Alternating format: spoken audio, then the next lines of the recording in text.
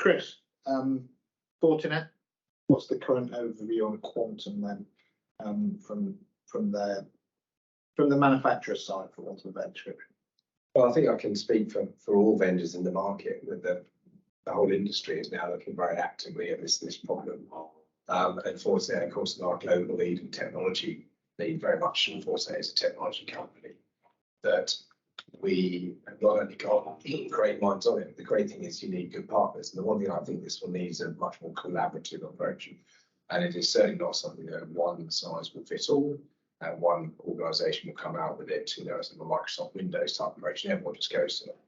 But I still think there will be first to market, there'll be people who will be leading on it, and some people have invested an awful lot of time and hard sweat and tears into the subject so far. So I can certainly say from a global vendor point of view that technology really has two challenges. The first one is to try and make sure when you've got something new coming in, there's always a lot of negativity. People always don't want to know about it. They're always quite happy with the comfortable zone that they're in.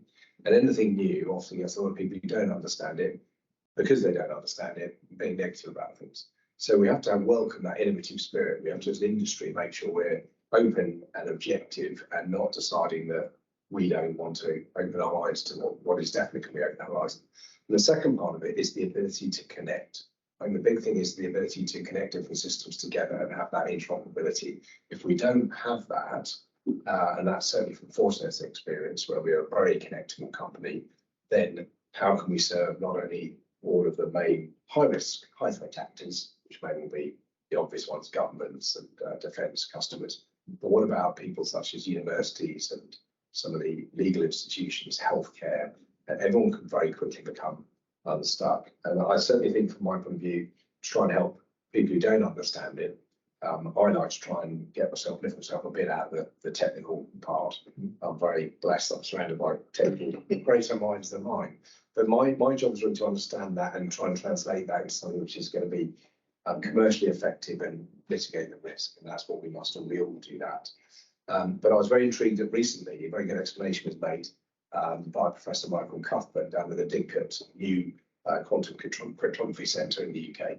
And he was saying about the challenges which Surrey University had just announced they've been able to link up chips together. So how does that work? So the ability to link up the chips together to talk is one of the big problems they have with advancing quantum computing. Now they've got a 99.9% success rate at ultra high speeds of linking chips together using a new technique. So well done, Surrey University, announced only this month, February 2023.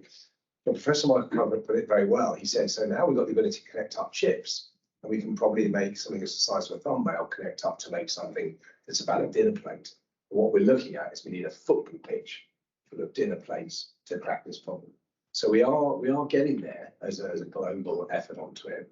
And then if you flip that, that means that the cybersecurity industry, people like Fortinet, have to track this. We're all tracking that. We're intensely great discussion today to make sure we're ready for it, as Alan was saying as well, make sure the resources and planning is there for it. But also people are talking, discussing with technology companies that are firmly addressing that quantum.